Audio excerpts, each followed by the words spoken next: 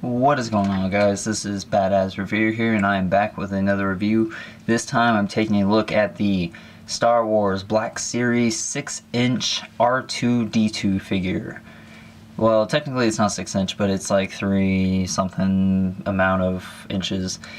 And honestly, this is probably the weakest figure in the wave.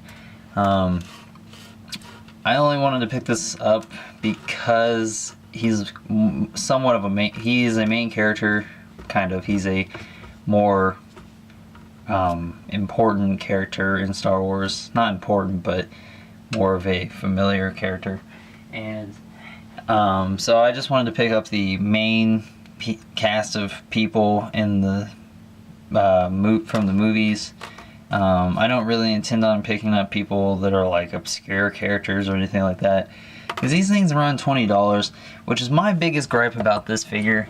You're paying $20 for a figure that doesn't really do anything. I mean, it's got some cool stuff going on with it, but $20 plus tax and all that for a figure that really can only do like a couple things, and that's about it. And other than that, it's mostly just for displaying, and you can't really do any posing with it.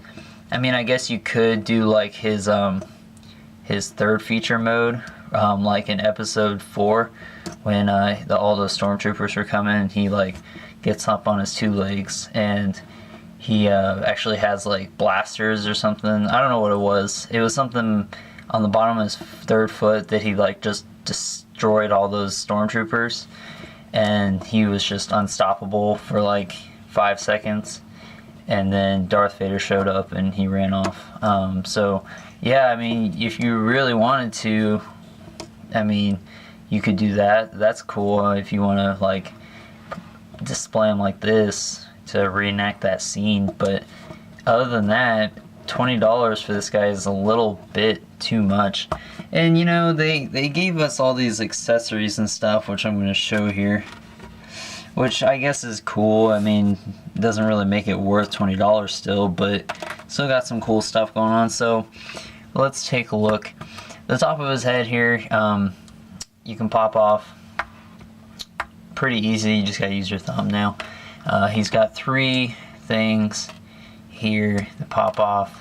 As you can see, he's got 3 separate holes. One of them is for Luke Skywalker's lightsaber from Return of the Jedi. So if you want to, you know, do what he did and have a lightsaber sticking out of his head, you can pop that in, hold it like that.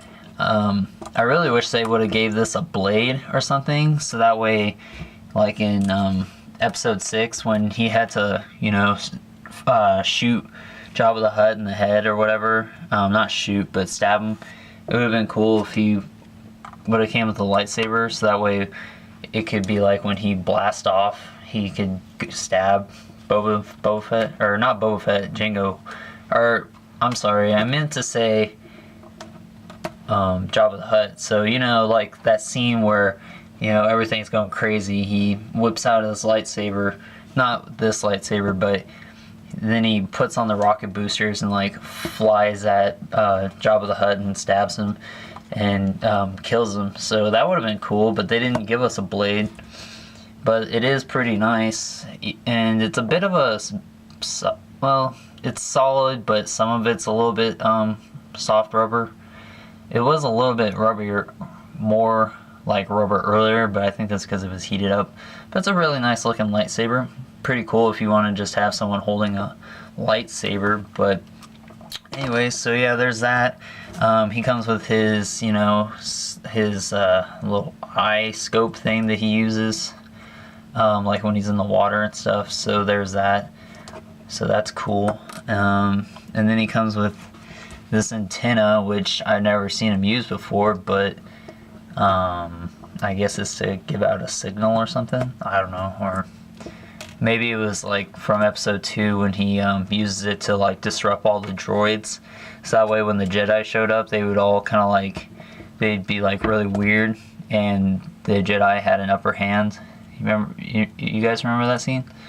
Yeah, it was pretty awesome. It was probably one of the coolest scenes that R2-D2's ever done. But yeah, so you can plug those back in. You just gotta find the ones that match up with the hole, and you gotta rotate it the right way. They're not too easy to pull off, but they're not, well, they're easy to pull off, but when you have them in there, they won't just like fall off or anything, so you don't have to worry about losing them too much as long as you just keep track of them when you take them off. Now, he has 2 little compartments here that open up, which is actually pretty cool. Some people are like saying that, you know, it's really hard to open this and then to pull this little doohickey out. But really, I think what it does is when you pull it forward, it helps push this part out. So it makes it easier to actually pull out his blaster cannon, which he uses to shoot fire and stuff. And then it's the same over here. It's a little lever. I don't have fingernails, so it's a little hard. Yeah, so you open it up, and then pulls out. Then you can grab that thing inside and pull out his arm, because, you know, R2-D2 has an arm. So bam, there he's got that little arm there, and then his little blaster cannon. So that's cool. And you know, the sculpt wise, it's really nice. It's pretty much just an upscaled version of Hasbro's like 3 3/4 inch scale, but it has all this cool stuff that usually is not on there. Color wise, it's pretty plain. I kind of wish he was a little bit dirtier, just because it's just a completely white figure, and he's usually a lot dirtier. Like his feet are the only thing that are dirty, really, but it's barely anything. The rest of them is just completely white, and it's a little ridiculous. But yeah, and you know, the colors are nice though. It's just I wish he was a little bit more weathered, because usually he's dirty and not perfectly clean all the time. But other than that, that's about it for his paint. Sculpting's nice, really cool.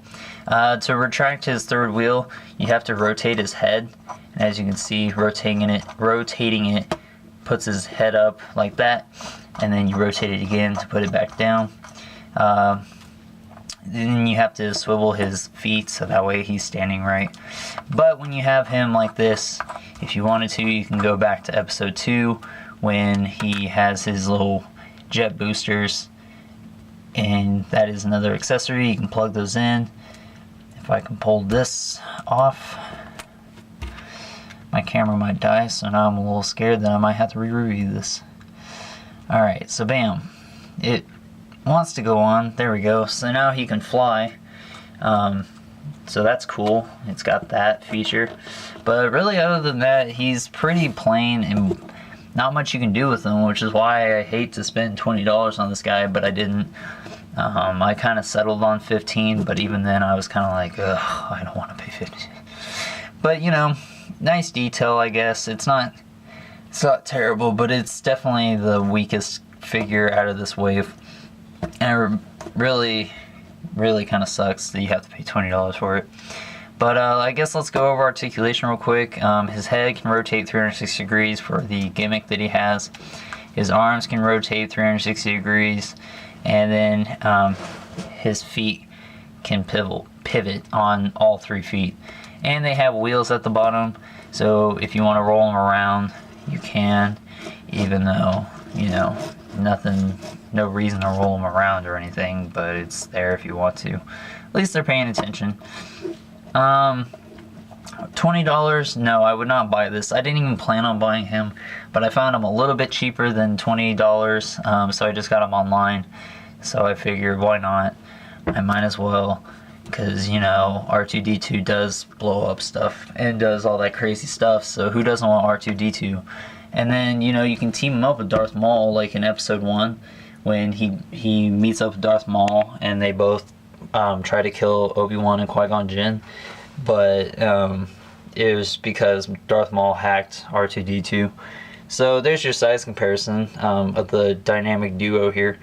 So pretty nice. A lot of people are complaining that he's not that tall, but that's about the height that he is in the movie. I mean, maybe he's a little bit taller, but honestly, you're just going to get him too tall and he's just going to look ridiculous, and then people will complain about him being too big. So it's either that or nothing. I hope you guys enjoyed this review. please rate, comment, share, and subscribe, and I'll talk to you guys later.